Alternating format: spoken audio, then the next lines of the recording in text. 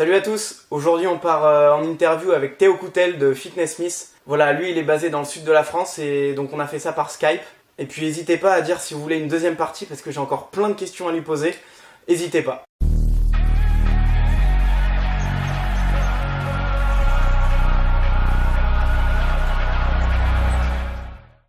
Bonjour Théo, merci à toi de pouvoir répondre à ces questions. Salut Guillaume, avec plaisir. C'est toujours plaisir de pouvoir un petit peu partager ce que j'ai dans la tête avec les autres. Ah bah ouais, et je pense que j'espère qu'on va être nombreux en tout cas. Bon alors on va commencer par une petite intro.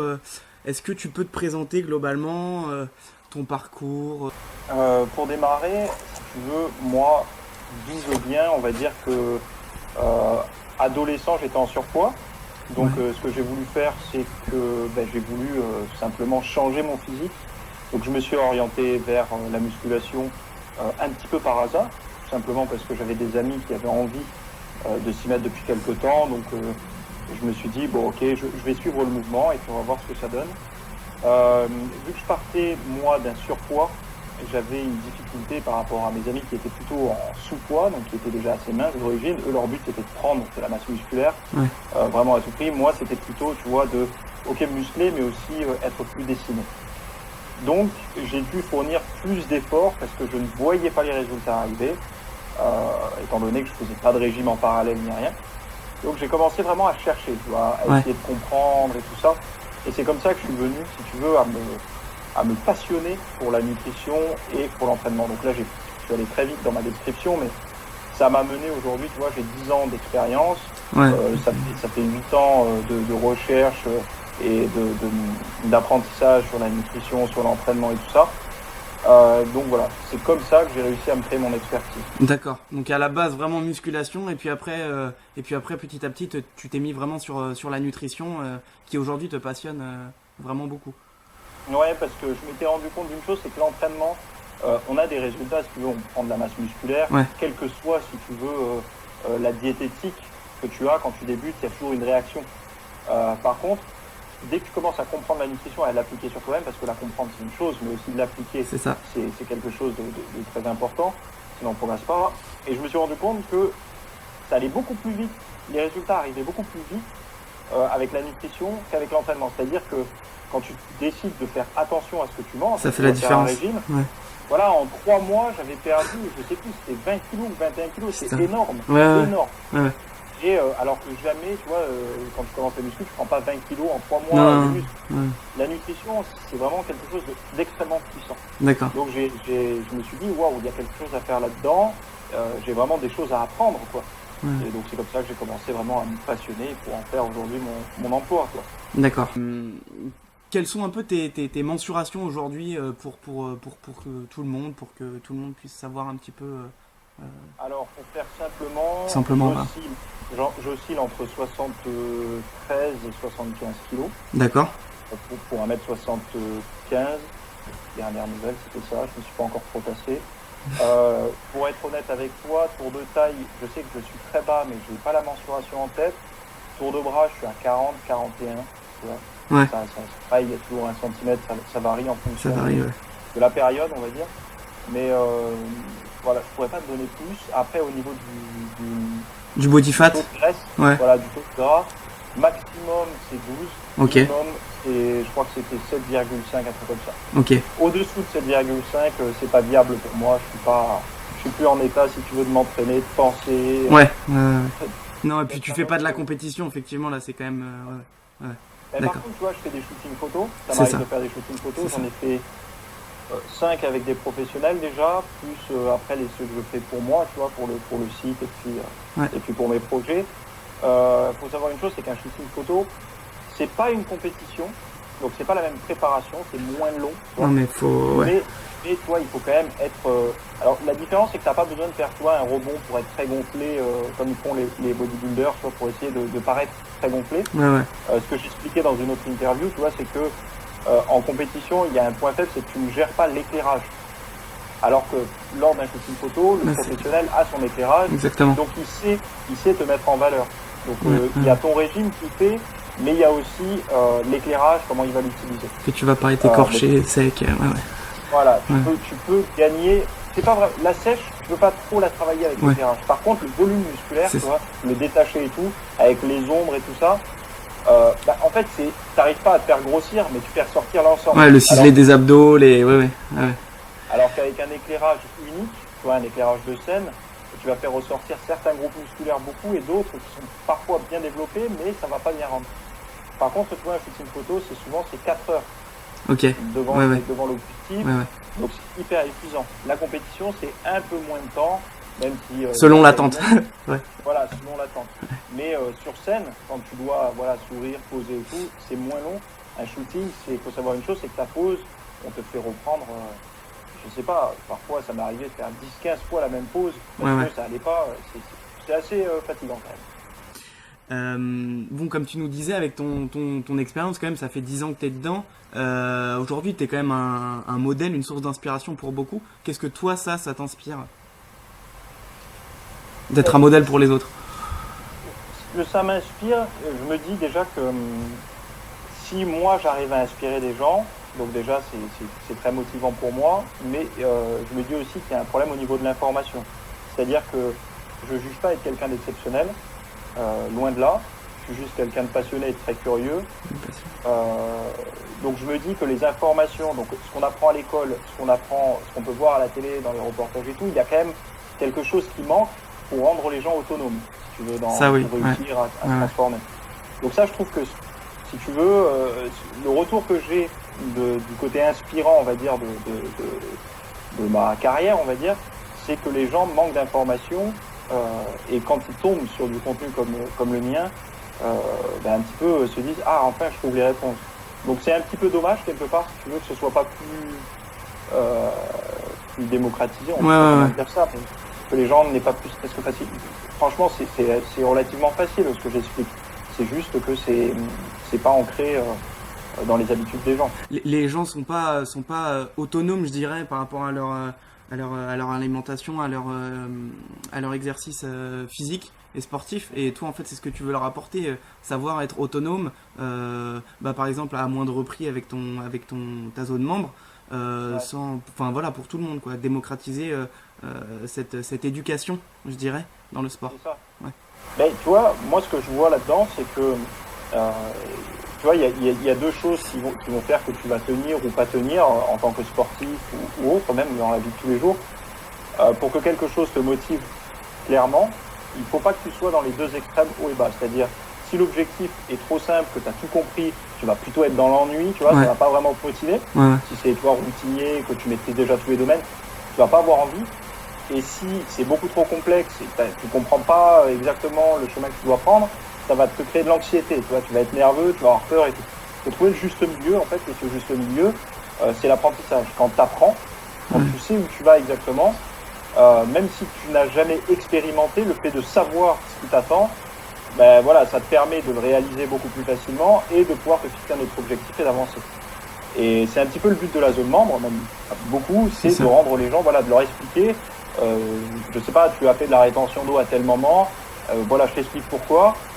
Quand tu es très stressé, je t'explique pourquoi ça se passe pas si bien que ça au niveau de la salle de sport et tout. Tu vois, j'essaie de mettre des mots sur des ressentis ou des phénomènes qui sont pas forcément faciles à comprendre quand on est un petit peu livré à soi.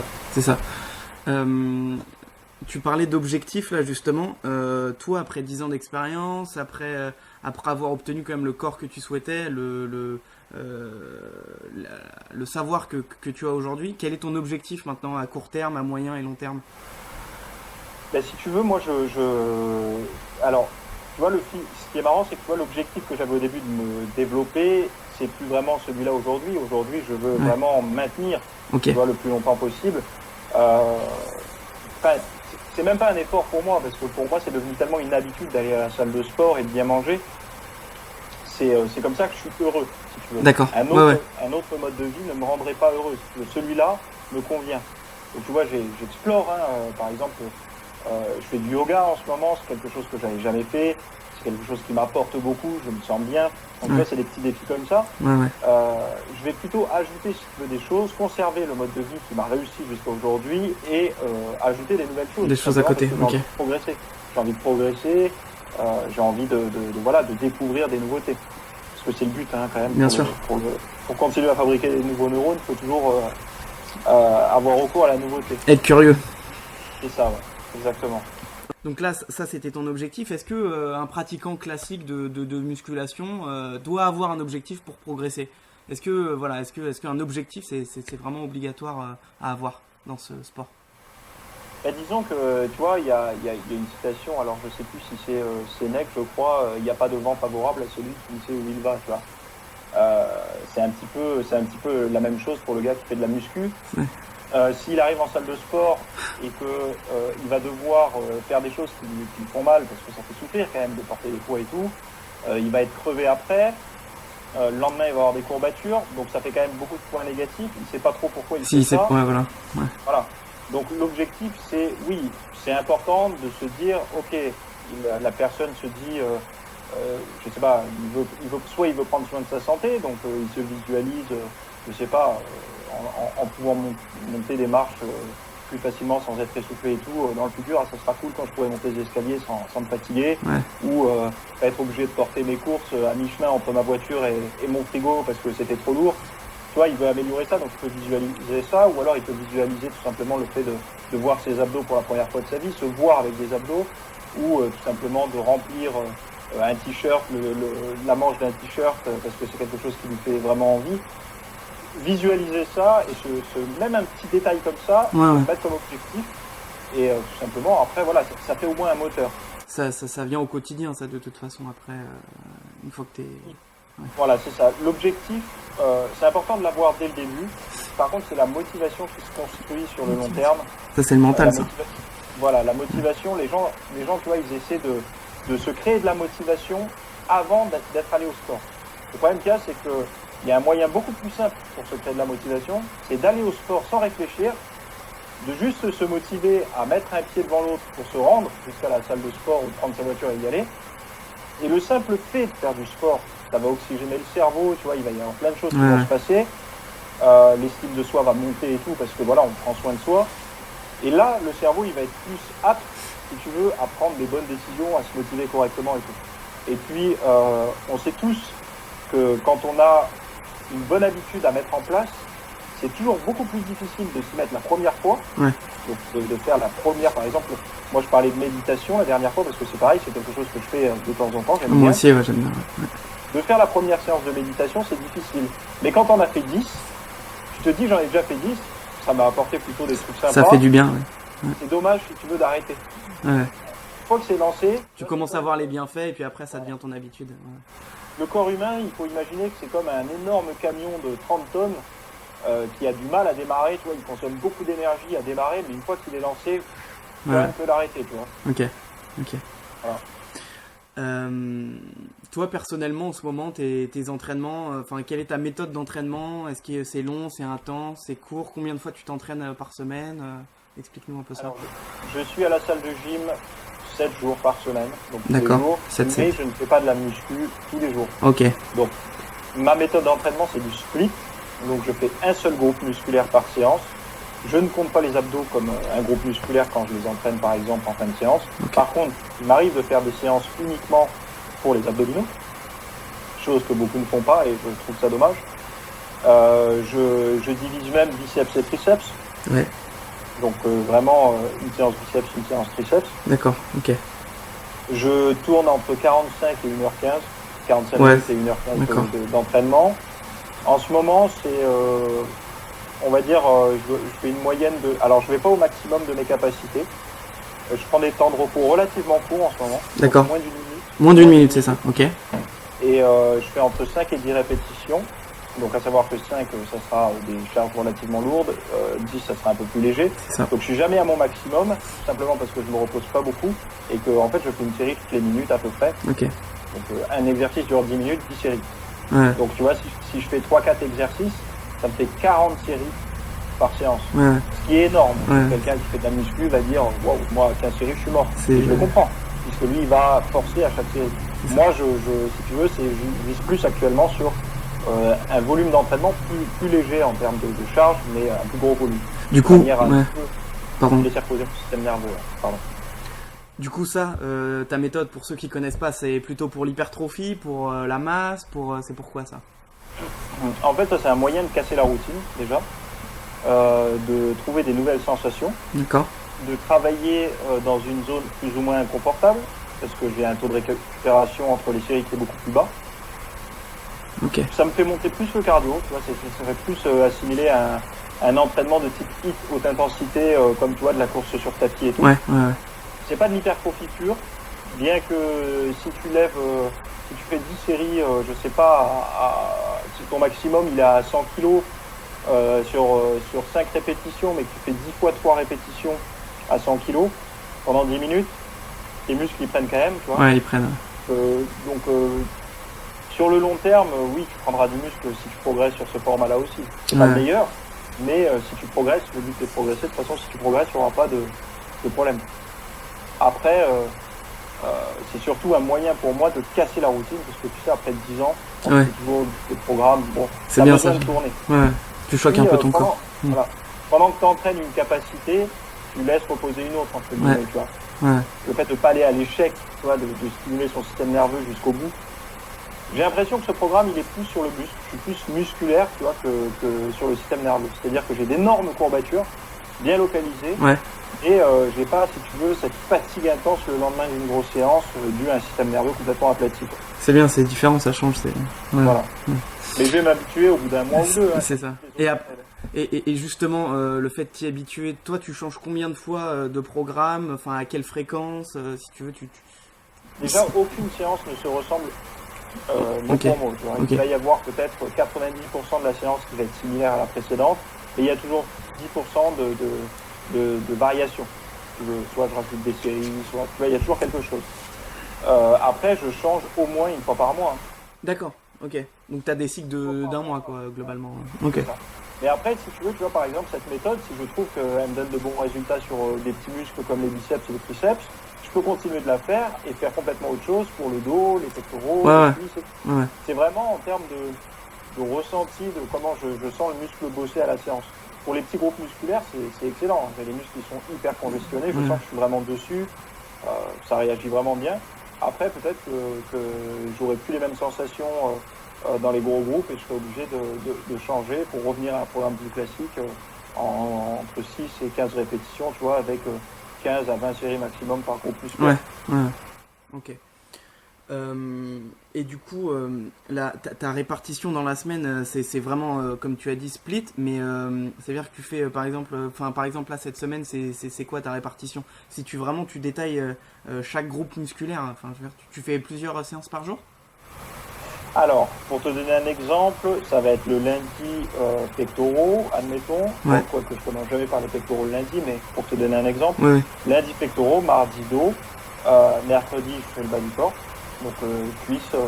Là par contre les cuisses je les fais entières, ischio, mollets et quadriceps. Après je vais faire les épaules le jeudi, triceps par exemple le vendredi et biceps le samedi. Et le dimanche cardio. Ah ouais. À savoir qu'à chaque fin de séance, je fais 5 minutes de pause de yoga, tu vois, une pause maintenue 1 minute, 5 fois, tu vois. D'accord. Pour apprendre tout doucement. Ok. Et donc voilà, en comptant que parfois, j'enlève par exemple un entraînement de biceps ou un entraînement d'épaule dans la semaine pour consacrer une séance entière de 45 minutes aux abdominaux. Ah ouais, 45 minutes sur les abdos. Ouais. D'accord. C'est pas toutes les semaines que je fais une séance entière d'abdominaux, et au moins une fois tous les 15 jours. D'accord. Après, les abdos, je les cale toujours un jour sur 2. C'est ça, ok. Donc c'est 10-15 minutes en fin de séance ou en début de séance, ça dépend. Si des fois, tu vois, j'ai du mal à me mettre dans la séance, tu vois, que je suis resté trop longtemps à travailler, à écrire et tout ça, tu sais, j'ai besoin de réveiller la machine et les abdominaux, c'est pas mal, tu vois, pour pomper un peu de sang et tout ça. C'est ça. Voilà. Pour les débutants, toi, tu conseillerais quoi pour ceux qui te regardent, pour les débutants intermédiaires ou avancés, quelle forme de split, push-pull-leg, quelle forme de programme pour vraiment progresser? Alors, celui qui n'a jamais mis un pied à la salle de muscu, peut-être 15 jours de full body, barre à vide, tout ça, tu vois. Juste, quand je dis full body, c'est des séances d'apprentissage technique. C'est-à-dire que première séance qu'il va faire, qu'il apprenne à se placer correctement sur un développé couché, sur un développé militaire, sur un... Avec des exercices polyarticulaires alors plutôt. Ouais. Voilà, tu vois, si possible, réussir à faire du tirage pour le dos correctement, savoir tenir ses haltères, tu vois, c'est tout bête, mais un haltère, ça se tient pas à l'extrême droite ou gauche, tu vois, c'est bien au centre. C'est des détails, mais pareil, pour pouvoir lancer les haltères sans s'arracher les épaules sur les bancs. Ouais. Apprendre ces techniques-là, donc apprendre peut-être même à faire de la presse à cuisse, tu vois, correctement, à pas avoir, tu vois, les talons qui se lèvent, apprendre si possible à faire du soulevé de terre et du squat. C'est la technique, quoi. Ouais.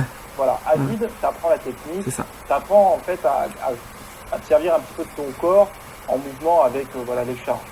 Ça pendant 15 jours, à chaque séance, apprendre les mouvements, et après passer, pour être honnête, sur du split. Hein. Pas besoin, alors pas un split aussi pointu que le mien, par exemple un gros et un petit groupe par jour, tu vois, pectoraux triceps, les deux biceps, c'est ça. Épaules, tu vois, et bas du corps et jambes, ça pourrait être pas mal. Ne pas chercher à s'entraîner plus de maximum 5 fois par semaine, ce qui divise bien. Sinon, à partir de 3 séances, on peut commencer déjà à avoir de très bons résultats. Ne pas négliger forcément un groupe musculaire sur un autre, c'est pour pas se créer de retard. Après, pour la personne intermédiaire et avancée, là c'est vraiment individuel. Déjà, la personne intermédiaire commence à identifier ses points faibles, donc son entraînement va forcément s'orienter en fonction de ça. Elle commence aussi parfois à avoir certaines petites douleurs, donc elle va devoir commencer à comprendre que, par exemple, le développé incliné ou le développé couché n'est pas forcément un très bon exercice pour elle. Ouais. Donc voilà, il va y avoir cette compréhension et là ça devient beaucoup plus pointu de recommander un truc type pour les intermédiaires et avancés. C'est vraiment chacun. À part de s'analyser, d'analyser son anatomie, sa morphologie, on va dire, pour se créer le programme qui lui réussit. D'accord. Bien, donc là c'était un peu la partie musculation. Maintenant on va aborder la partie nutrition. Voilà, t'es expert, spécialiste quand même dedans. Expert, je sais pas, mais disons que je suis un grand passionné. Et t'as un grand vécu, on va dire, voilà. Alors dans ton quotidien, toi, quelle place a l'alimentation en fait, voilà, tout simplement. Ben, c'est comme la place d'un plein d'essence dans une voiture pour démarrer le matin. Ok. C'est-à-dire que moi, l'alimentation, je n'y vois pas un réconfort, je n'y vois pas un plaisir, on va dire, quotidien. Pour moi, l'alimentation, c'est l'énergie. C'est en fait c'est l'énergie que je vais apporter à mon corps pour fonctionner. Ok. Donc, dès le matin, si je me lève, je sais très bien qu'en fonction de ce que je vais manger, je vais fonctionner d'une certaine manière. Si je mange correctement, je fonctionnerai très bien. Ouais. Si je mange plus léger, ben, je pourrais être plus sur du travail cérébral. Si je mange un petit peu plus lourd, ben, je pourrais être plus performant à la séance du soir. Si tu veux, c'est comme ça que je perçois l'alimentation. Okay. Après, ça, c'est toute la semaine, c'est en période de boulot, de quotidien. L'alimentation, je la vois quand même périodiquement comme du plaisir. C'est pour ça que j'ai dit tout à l'heure que je ne le voyais pas comme plaisir au quotidien, mais périodiquement. Okay. Parce que je trouve que c'est une mauvaise idée de se couper complètement de ce qui nous fait plaisir au niveau alimentaire, que ce soit les pires choses qui existent. Hein. Si quelqu'un est passionné par le Nutella ou le fast-food, je ne vais pas lui dire « Ah non, enlève-le à tout jamais, c'est horrible ». Parce que ça va créer une frustration, c'est ça. déjà. Et puis, le jour où la personne va être, entre guillemets, forcée ou qu'elle aura vraiment envie de céder à sa pulsion, si ça fait 3 ans qu'elle n'a pas touché à de l'alimentation comme ça, elle va se rendre malade. Voilà. Et puis, ça permet de maintenir un rythme social, on va dire, plutôt équilibré, parce que si on est invité pour un anniversaire au restaurant, qu'on fait une soirée avec des amis, qu'il y a une pizza et qu'on ne peut pas la manger parce que, voilà, on peut faire attention, ça emmerde tout le monde. Nous, on passe pas une bonne soirée parce qu'on la regarde de travers. C'est pas, voilà. C'est pas grave. Savoir, c'est comme ça que je la vois, l'alimentation. Moi, c'est vraiment quand je suis chez moi, que j'ai mes objectifs, que je suis en vitesse de croisière. L'alimentation, c'est un moteur, c'est mon énergie. Et après, ça peut aussi devenir le plaisir. Le plaisir. D'occasion. On va en venir. Est-ce que à chaque repas, tu te préoccupes, tu sais, il y en a beaucoup qui se préoccupent de savoir combien de calories ils prennent et quelle est la répartition des macronutriments qu'ils prennent également. Enfin, est-ce que tu te préoccupes de tout ça, toi, dans ton quotidien? Est-ce que tu calcules tout ça? Pour être honnête, non. Non. Mais je peux pas dire que je l'ai jamais fait. Ouais. C'est-à-dire qu'au tout début, j'ai regardé à peu près ce que pouvait représenter, si tu veux, 180 grammes de protéines. Donc je me disais, bon, à peu près 180 grammes de protéines ou 150 grammes, je sais plus combien je prenais au tout début, mais combien ça représente en termes d'aliments solides, donc d'aliments protéiques, et pour avoir un repère. Mais tu le fais tellement souvent, si tu veux, tous les jours, tu sais ce qu'il faut manger, tu comptes plus à force. Ouais. Je me base beaucoup plus sur mon ressenti, donc comment je me sens, Ok. que au gramme. Par contre, je les mets, tu vois, dans les recettes que je mets tous les jours. C'est ça, c'est pour ça. Ouais. Parce que les personnes me le demandent. Ok. Et pas que pour ça, mais aussi pour montrer aux gens ce que représente 40% de protéines, 40 grammes de protéines par exemple. Voilà, ça représente à peu près tant en poisson, tant en viande, tant en œuf. Voilà une assiette avec, je sais pas, 800 calories, ce que ça représente. Les gens ils se disent, mais il y a 800 calories, mais il n'y a pas beaucoup. Il n'y a pas beaucoup peut-être, mais il y a des lipides, C'est ça. des protéines, des glucides. Ouais. Donc les gens se rendent pas compte que peut-être leurs assiettes elles fait 1100, 1200 calories. Ouais. Et ils pensent ne pas manger beaucoup, mais ils mangent beaucoup de calories C'est sans ça. s'en rendre compte. Ouais. L'importance des glucides chez toi, voilà, t'en prends vraiment tous les jours. Combien au minimum il te faut de grammes de quantité de glucides toi personnellement, et tu estimes à combien la quantité de glucides nécessaire pour pratiquer la musculation? Alors pour tourner correctement, en dessous là on parle personnellement, Ouais. en dessous de 50 grammes sur la journée, ça devient compliqué pour moi. Ouais. Là je commence vraiment à rentrer dans une sèche, si tu veux, une vraie sèche. Pour moi j'ai besoin de descendre très très bas, tu vois, en glucides, Ouais. parce que j'ai un passif avec un excès de poids, donc je suis obligé de descendre très bas en glucides. Donc voilà, en dessous de 50 grammes, ça commence à être difficile pour moi. J'arrive à tenir, mais c'est très difficile. Au-dessus, ça commence à être, tu vois, je peux pas faire des séances titanesques, mais ça, c'est pas mal. Mais la bonne, pour moi, le bon équilibre, c'est entre 100 et 150 grammes par jour. Ouais, d'accord. Pour préciser pour ceux qui regardent la vidéo, quand je dis 100-150 grammes, c'est pas d'aliments glucidiques, mais c'est de glucides, voilà, de nutriments isolés. Exactement. Donc voilà, pour une personne, tu me disais le minimum pour une personne, là ça va dépendre vraiment de son passif. Ouais. Tu vois, si la personne est en surpoids, si elle est sèche, si elle est si elle fait 80 kilos avec pas un pet de graisse, elle pourra se permettre de manger beaucoup plus de glucides, tu vois, qu'une personne qui a été obèse pendant 15-20 ans de sa vie. Là c'est très individuel, mais on va dire que quand tu es entre 100 et 200 grammes de glucides, en règle, tu peux tenir, mais certains vont se maintenir, certains vont perdre du gras, certains vont en prendre, c'est très variable. Ouais. Et avec ça, on va dire que c'est un minimum viable. Ok. Et C'est plus sur la quantité de calories, excuse-moi, sur toute la journée, parce que la personne peut manger 100 grammes ou 150 grammes de glucides sur la journée, mais si jamais elle n'a pas du tout de lipides et trop peu de protéines, et finalement son total calorique il a 1200 calories, elle progressera pas, elle se sentira pas bien. Ouais. Faut penser à ça aussi, quoi. Bien sûr. Là, on parle de glucides, mais toi, t'entends les glucides, par exemple, provenant du riz, des pâtes, voilà, ou des féculents plus globalement, ou alors vraiment tous les glucides du type aussi tomates, légumineuses, fruits, voilà. Alors moi, dans les glucides, je mets surtout légumineuses, tubercules, le riz, les fruits, voilà. Là, ça c'est vraiment les glucides pour moi. Tu vois, les glucides qu'il y a dans les légumes légumes cuits, c'est tellement protégé par la fibre et tout que c'est beaucoup plus complexe, si tu veux, pour l'organisme en faire quelque chose.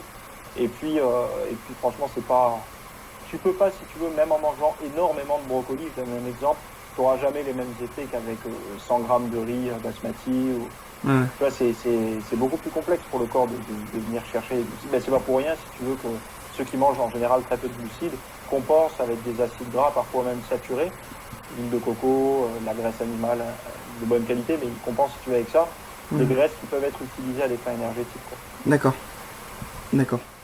On parle de l'alimentation là, mais est-ce que pour toi c'est viable à long terme pour une personne de calculer tous les jours constamment son total calorique quotidien voilà. Est-ce que tu trouves que c'est une bonne approche vis-à-vis de l'alimentation? Disons que ça devient un problème quand ça devient une obsession. Ok. C'est-à-dire que si la personne ne peut plus aller au restaurant sans compter ce qu'elle mange, sans dire au serveur enlevez-moi ci, enlevez-moi ça. Je parle d'un restaurant, bien sûr, un restaurant où la personne aurait décidé de se faire plaisir, pas un restaurant d'un commercial qui irait tous les midis au resto. Qui lui va devoir faire attention, au contraire, et réclamer au serveur qu'on lui adapte un petit peu son truc s'il veut prendre soin de lui. Mais il ne faut pas que ça devienne une obsession. Mais la personne, si elle est motivée de toute façon et qu'elle apprend la nutrition, elle n'aura plus jamais besoin de compter, sauf peut-être 5 ans après, pour se dire, bon, j'en suis où à peu près, je regarde, je consomme tant de calories, mon poids monte plus. En fait, c'est comme ça qu'il faut compter. Et quand la personne a un nouvel objectif, par exemple, elle veut perdre du poids ou prendre du poids, quel que soit son niveau, se dire, ok, qu'est-ce que j'ai mangé pendant la semaine? J'étais à peu près à 2500 calories par jour, mon poids n'a pas bougé, je veux prendre de la masse musculaire, j'ajoute 300 calories, je veux perdre du gras, j'enlève 300 calories. Ok, voilà. ouais. On compte quand on a un objectif, si tu veux. Tu vois, pour rééquilibrer en fonction du nouvel objectif. C'est ça. Mais ça sert à rien de compter tous les jours. Il y en a très très peu qui le font. Il y en a qui disent qu'il faut le faire. C'est pour éduquer le débutant à apprendre. Et oui, au début, tu dois apprendre, tu vois. C'est comme quelqu'un qui voudrait apprendre l'anglais. Au début, il a son bouquin pour savoir, son bouquin ou son logiciel, je sais pas maintenant, pour savoir exactement les définitions, les machins, comment il faut faire exactement. Mais au bout d'un moment, quand elle parle couramment, elle a plus besoin du bouquin, quoi. C'est ça. Sauf si tu es en compétition, par exemple, là tu vas calculer vraiment. Ouais. C'est ce que je te dis, quand tu as un objectif. Ouais, c'est ça. Mais okay. Par contre, sur le long terme, ce qui n'est pas viable, c'est de rester tout le temps en prise de masse. Ouais. Et ou d'être tout le temps sèche. Parce que dans les deux cas, c'est deux extrêmes. Ouais. Un cas, tu satures ton organisme, avec tu surcompenses en permanence. Donc forcément, à long terme, c'est pas bon de suralimenter la machine. Et l'autre, tu vas être en carence, tu vas... Ouais. Voilà, et l'autre, et le pire en sèche, c'est que les carences sont pas perceptibles. Tu vois, c'est pas en un an que tu carences un individu. Ouais. Sauf si la personne fait vraiment un régime, tu vois, où elle coupe toutes les protéines et tout, régime salade par exemple, un truc à la con, ou soupe aux choux, enfin voilà. Mais une personne, tu vois, qui va être en déficit calorique pendant très longtemps, les carences, elle va mettre du temps à les détecter. Et malheureusement, elle ne fera pas le lien avec l'alimentation parce qu'elle se dira, ça fait tellement longtemps que je suis ça que si c'était cette alimentation qui me créait des carences, je l'aurais vu depuis longtemps. Mais non, en fait, le corps, des fois, il met du temps pour certaines carences. Je pourrais pas te dire lesquelles exactement, mais il y a certaines carences qui mettent beaucoup plus de temps que d'autres. Ok, ouais. Parce que une sèche, tu manges quand même, entre guillemets, équilibré, j'aime pas trop ce terme, mais tu manges quand même équilibré, t'as un peu de glucides, un peu de lipides, un peu de protéines, un peu de légumes. Donc si tu veux, t'as tout dans taille réduite. Ok, ouais. Sauf les protéines qui restent relativement élevées en général, mais sinon tout le reste en taille réduite. Donc tu supprimes plus ou moins rien, mais tu l'envoies en très petite dose. Tu vois, juste au moins que ce qu'il faut. Ouais. Et puis à l'entraînement, ben voilà, tu en veux toujours plus, donc ta demande à l'entraînement, elle évolue et ta ration calorique, elle est toujours au même niveau. Donc forcément, au bout d'un moment, stop. Tu vois, y a un problème. Ça peut plus. Ok. Donc l'alimentation du long terme, c'est une alimentation de maintien. C'est-à-dire qu'il faut se dire, ok, je suis sportif, ok, je suis actif ou sédentaire. En fonction de ça, de quoi concrètement j'ai besoin? Est-ce qu'une personne qui fait un entraînement de muscu le soir et un travail de bureau toute la journée a besoin de 500 grammes de glucides sur la journée? J'en doute. Par contre, une personne un triathlète ou un crossfitter, tu vois, qui fait un WOD le matin, un WOD le midi, un WOD le soir, plus il travaille entre deux, il fait des coachings, des trucs comme ça, il est tout le temps debout, lui il va pouvoir consommer beaucoup de calories, surtout pour dans les glucides. Ça, c'est toujours cet équilibre. D'accord. Toi, tu manges propre, hein, comme on dit. Qu'est-ce que concrètement tu appelles manger propre? Enfin, qu'est-ce que la bonne alimentation? L'alimentation que tu pourrais trouver dans la nature, déjà, que tu pourrais chasser ou cueillir ou déraciner. Le moins transformé alors? Voilà, tout simplement, c'est la nourriture que tu pourrais trouver, quand tu l'as dans ton assiette, te dire, ok, il n'y a pas eu d'étape entre mon assiette et ce que c'était avant. C'est-à-dire que voilà, un steak, c'était de la viande avant, tu t'imagines que c'est un morceau de viande coupé mis dans ton assiette. Pareil pour le riz. Tu vois, le riz, c'est pas paléo, par exemple. Tu vois, on parle souvent du paléo. Le riz n'est pas paléo, mais il me semble quand même beaucoup plus naturel que les pâtes. Ouais, d'accord. Parce que les pâtes, tu vois, transformation, il y a des œufs dedans, tu sais pas lesquels œufs ils ont foutu. Ça m'étonnerait qu'ils prennent des bleus blancs cœur oméga 3. Bio, alors que le riz, bon, tu prends ton riz, sauf quand il y a eu le problème avec le riz qui était plombé dans les rizières, mais sinon, un riz de bonne qualité, voilà, tu sais que le riz, il n'y a pas une grosse transformation. Ouais, sur d'accord. un riz complet ou quoi. Donc c'est comme ça. Plus c'est transformé, moins c'est propre, si les gens ils veulent un repère. Donc à partir du moment où ils peuvent plus identifier clairement ce qu'ils ont devant les yeux, c'est qu'il y a un problème. Plus il y a d'étapes en fait jusqu'à notre assiette, moins c'est bien. Ouais, d'accord. Et puis on a le choix. Ouais. Excuse-moi, mais non.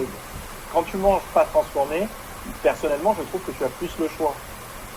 C'est-à-dire que tu vas découvrir. Il y a beaucoup de gens, tu vois, qui ne font pas attention à leur diète, qui mangent, tu vois, des pâtes, voilà, du pain de mie et tout. Ouais.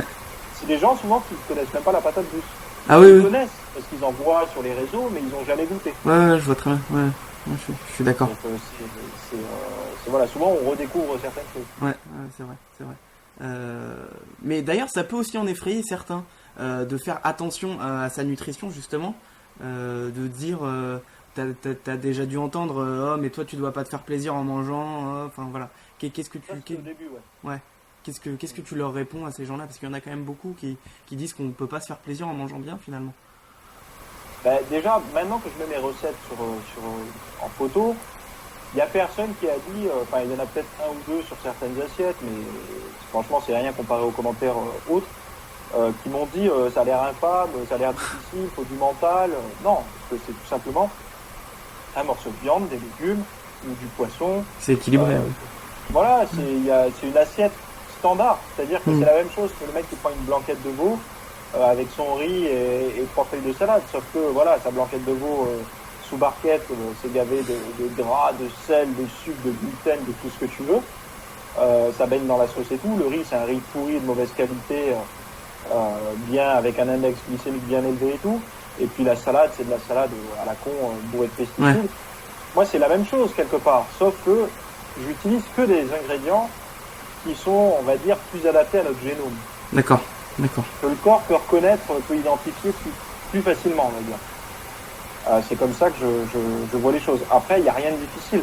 À partir du moment où tu fais correctement tes courses, tu n'as plus à faire le choix. Tout ton frigo, il n'y a que des bonnes choses. Ouais, donc ça, c'est pas plus difficile de faire cuire du riz que des pâtes. Ouais. C'est pas plus difficile de faire cuire des patates douces que des pommes de terre. Tu vois, des frites, des trucs comme ça, des frites au four, là, pleines de gras et tout. Tu prends ta patate douce, tu la coupes en frites, tu les mets au four, avec un peu d'huile de coco, c'est terminé. Même temps de cuisson, tout est pareil. Ouais. Et c'est super bon. Ouais. C'est super bon, les enfants adorent. Tu les trempes dans des œufs à la coque. T'as pas l'impression de faire attention à ce que tu manges, pourtant, tu fais attention à ce que tu manges. Ouais, d'accord. Et quand tu fais pas attention à ce que tu manges, le week-end par exemple, ou même dans la semaine d'ailleurs, je voulais avoir ton avis sur la flexible dating, où voilà, du moment tu peux manger tout ce que tu veux du moment que tu dépasses pas ton total calorique. Qu'est-ce que tu penses de ça, de ceux qui pratiquent ça? Je suis pas d'accord avec ça, honnêtement. Tu vois, c'est très rare que je prenne parti, tu vois, dire j'aime ça, j'aime pas ça et tout. Ouais. Et là, je suis vraiment pas d'accord avec ce style de diète. Alors, je reconnais que pour certains qui viennent de très loin, ça peut être positif, entre guillemets. C'est-à-dire que des personnes qui ont été habituées dès le matin à se prendre une canette de coca, à manger des sandwichs au distributeur, des Twix, des plats préparés le midi, des plats préparés le soir et tout, beaucoup de sucreries. La personne, elle se met à manger de la patate douce, des brocolis, du poulet, et voilà, il lui reste 50 grammes de glucides, elle se fait 2 Twix. Ouais. Ah oui. C'est pas bien, mais c'est mieux que ce qu'elle faisait avant. Ok. Donc si le but de cette personne est d'y aller modérément et d'après passer sur quelque chose de plus clean, pourquoi pas. Par contre, dire de toute façon 1 gramme liquide, il me reste 10 grammes de liquide à prendre, que je le prenne dans des oméga 3 ou que je le prenne dans de l'huile de palme hydrogénée, c'est pareil? Non, c'est pas pareil. C'est pas pareil. Donc tu vois, c'est pareil pour tout. Si tu veux, dans ce cas-là, tu vois, il me reste 50 grammes de protéines, je vais prendre du soja et je vais pas prendre de la viande ou du poisson ou des œufs. Non, c'est pas pareil. Le soja ou alors les protéines que tu peux trouver, je sais pas moi, dans du riz et tout, c'est pas le même aminogramme, il y a rien, c'est pas pareil. On peut pas, cette diète pour moi, elle ne fonctionne pas. Ouais. Elle ne fonctionne pas si on veut vraiment se baser sur les macros, parce que il n'y a pas que le total calorique qui compte, quoi. Voilà, c'est ça. Avec les macronutriments comme ça, tu peux réussir à faire une diète qui rentre dans les clous avec que du McDo. Non, c'est... Tu peux y arriver, hein. Le mec qui cherche bien, il y arriverait. Mais est-ce que c'est bon? Non. Et ça, c'est pas viable à long terme, justement, ça. On ne prend pas en compte l'index glycémique, on ne prend pas en compte la charge glycémique. Souvent, cette diète ne prend pas en compte le sodium. Tu vois, parce que c'est glucides, lipides, protéines. Il ne regarde pas le sodium. Il ne regarde pas les apports en magnésium, en vitamines et tout. En potassium, en calcium, Donc forcément, il y a des personnes qui font ce genre de diète pour que ça marche et qui sont cohérents dans leur approche, c'est-à-dire qu'elles se font plaisir avec une barre de Kinder par jour. Et il y a les autres qui, voilà, dès le matin, ça va être des céréales bourrées de sucre, et ça rentre dans le macro avec de la protéine. Donc tu vois des trucs clean mélangés avec des trucs pas clean. Moi, à long terme, tu vois, je peux pas faire croire à une personne, tu vas être sec comme les mecs qui font ça. Regarde, en photo, lui, il fait ça, il est tout sec. Je lui dis, ok, mais cette alimentation, plus elle est transformée, plus il y a de sel, plus il y a des IG élevés et tout. Toi, tu vas pas ressembler à ça, sauf si tu as beaucoup de chance, si tu as un métabolisme, c'est, je sais pas, un gros V8 qui brûle tout. Mais sinon, tu vas faire de la rétention d'eau, tu vas faire des hypoglycémies. Je suis pas trop d'accord avec ça. Par contre, sur la semaine, c'est autre chose. Un repas plaisir, c'est différent, quoi. Mais pire encore, ça, sur long terme, d'un point de vue santé, c'est très mauvais de manger comme ça. Enfin, on le sait, sur long terme, c'est mauvais pour le corps humain, sur les maladies, sur le diabète, sur tout ça, Mais disons que c'est moins dangereux que celui qui fait toute la journée mal. Mais c'est pas encore optimum. Moi, je pense que, tu vois, même en faisant attention, il n'y a pas de risque zéro. Non. Tu vois, même quand tu manges clean, il n'y a jamais de risque zéro. Les personnes qui mangent 100% clean, on va dire, en se faisant plaisir, comme je fais de temps en temps, on est entre guillemets les seuls à pouvoir en parler, en dire, voilà, l'alimentation fait vraiment une différence. De la façon dont tu penses, dont tu dors, voilà, les maux de ventre, par exemple, avant quand je mangeais mal, périodiquement, 2-3 fois par mois, tu sais, t'as le ventre tordu, quoi, tu sais pas pourquoi. Et puis, depuis que t'es petit, on t'a dit, bah, le mal de ventre, il a mal au ventre. Il y a un truc qui passe pas. Tu sais, tu penses que c'est un coup de baguette magique comme ça, tu sais, aujourd'hui t'as mal au ventre, toi, et puis toi t'as mal à la tête.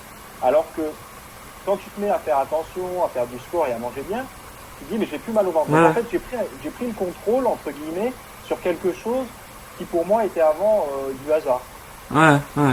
C'est vrai. Et une personne qui est encore dans l'ancienne configuration n'a pas conscience de ça.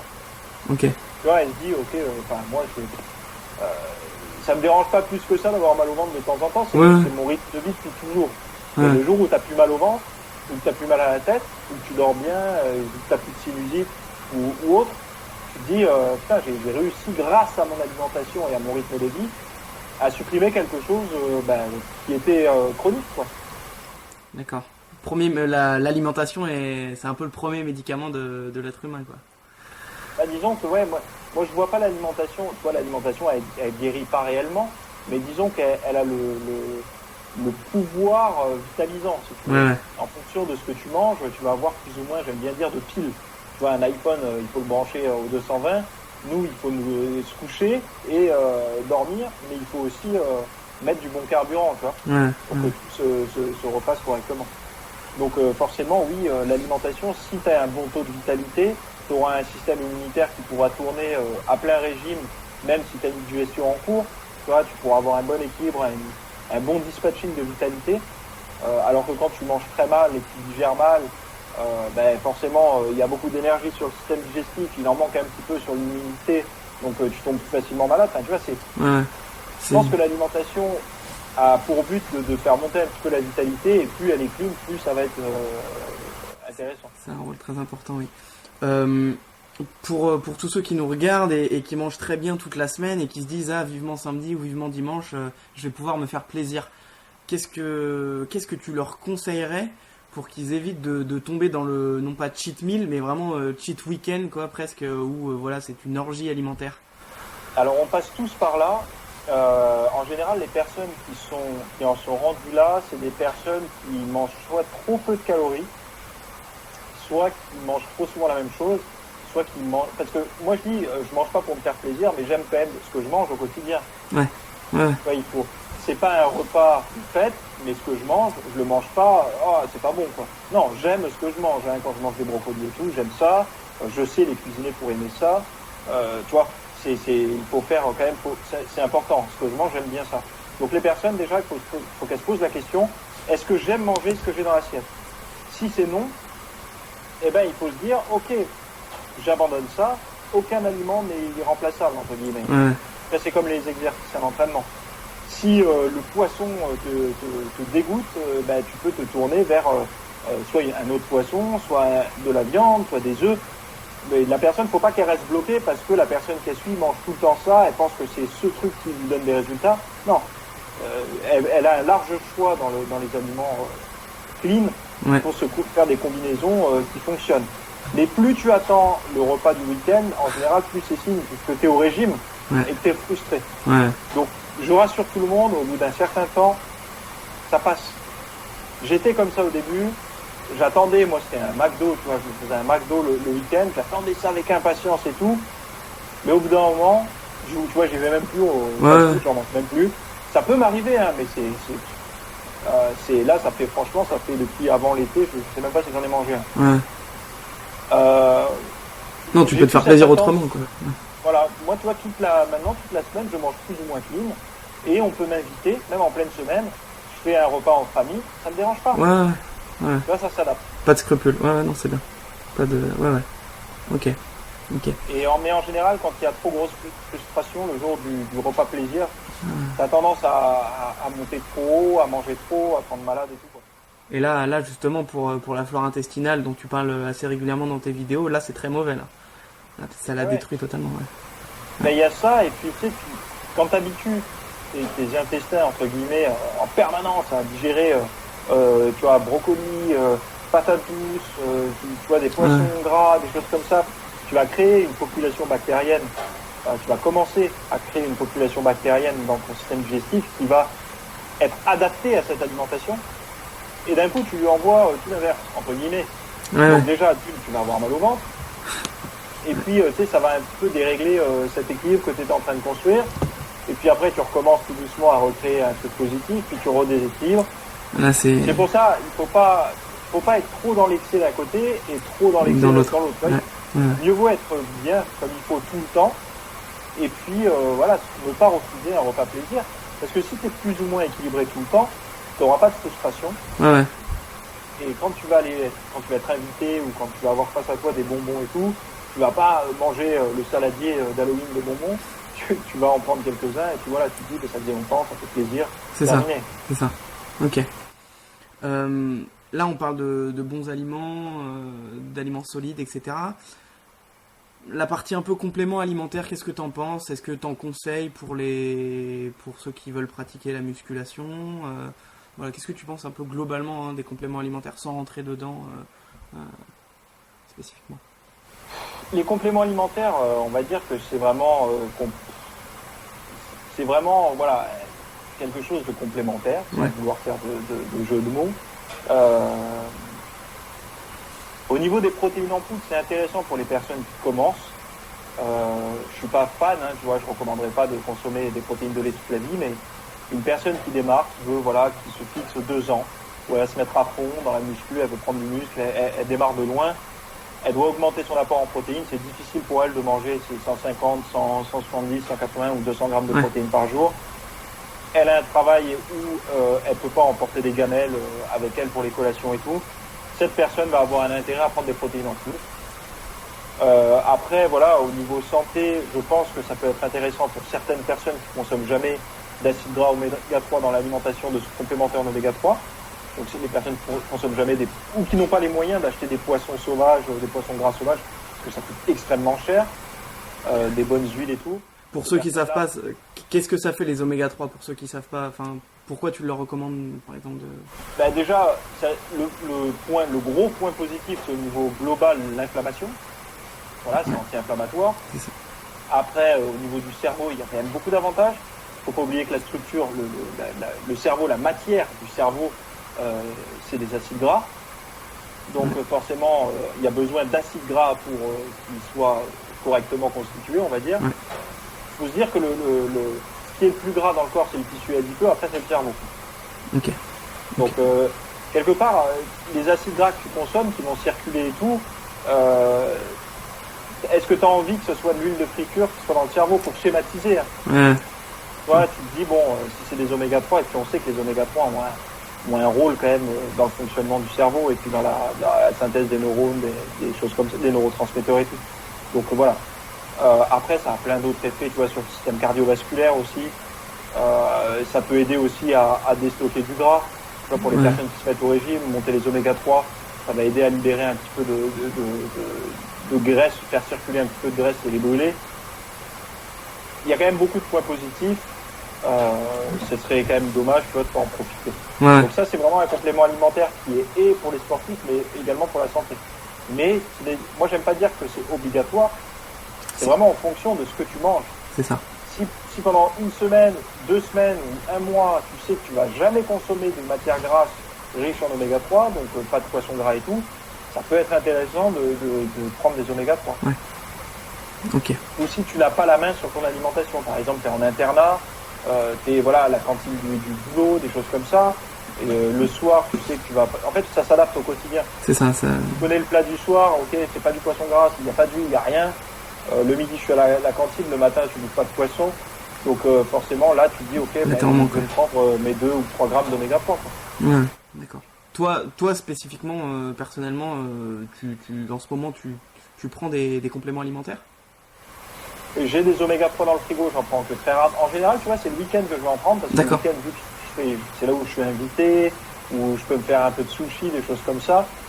C'est là où je vais plutôt prendre, tu vois, un multivitamine, que je vais prendre des oméga 3, des choses comme ça, parce que c'est le moment où mon alimentation est la moins contrôlée. Ok. Moins, tu vois, elle est moins équilibrée. Okay. Donc à ce moment-là, tu vois, je vais essayer de compenser. C'est très théorique ce que je fais, tu vois, mais j'ai horreur, si tu veux, de me dire, je suis dépendant de mes oméga 3, je suis dépendant de ma vitamine C, je suis dépendant de mon multivitamine, j'aime pas ça.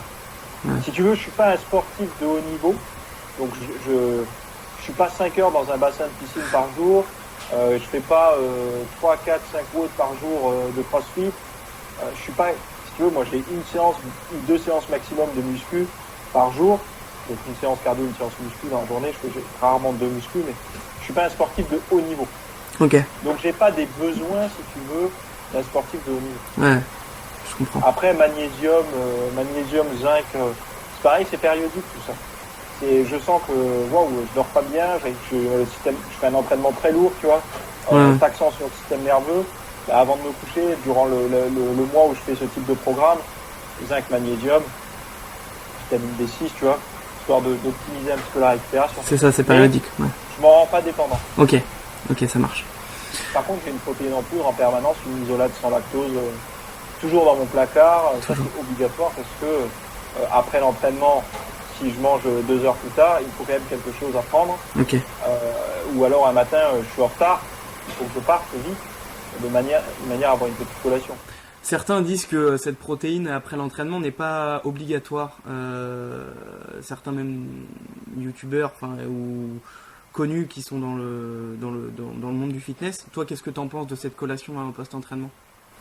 Elle n'est pas obligatoire. La collation, elle est obligatoire. Ouais. Mais que ce soit de la protéine en poudre, des œufs, du poulet... mais pas forcément de la protéine, quoi. Voilà. Après, par contre, il faut dire une chose.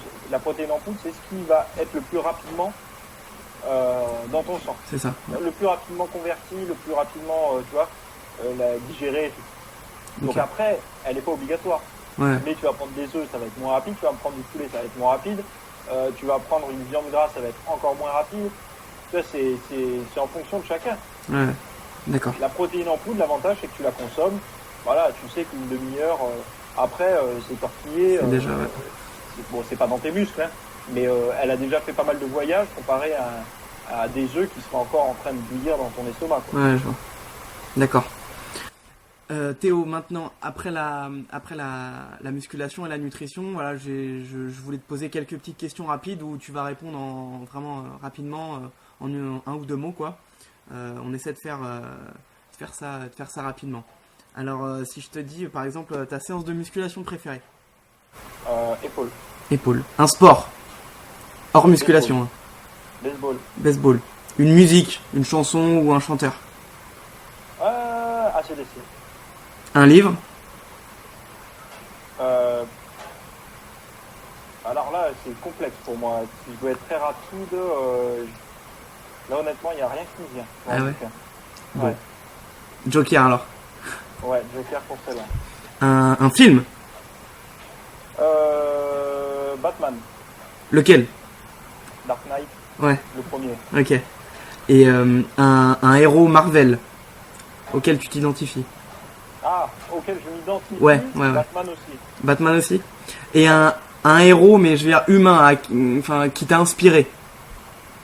Greg Fleet, modèle fitness, qui est un peu, voilà, bon, qui est décédé maintenant, mais qui était une des premières icônes fitness.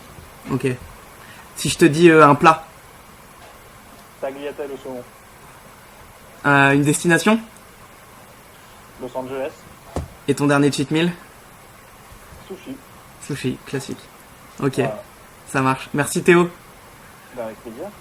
Dites-nous si vous voulez une deuxième partie, parce qu'effectivement il y a encore beaucoup de questions à ce sujet, autour de la musculation, la nutrition, mais également le repos. Voilà. À bientôt. Salut.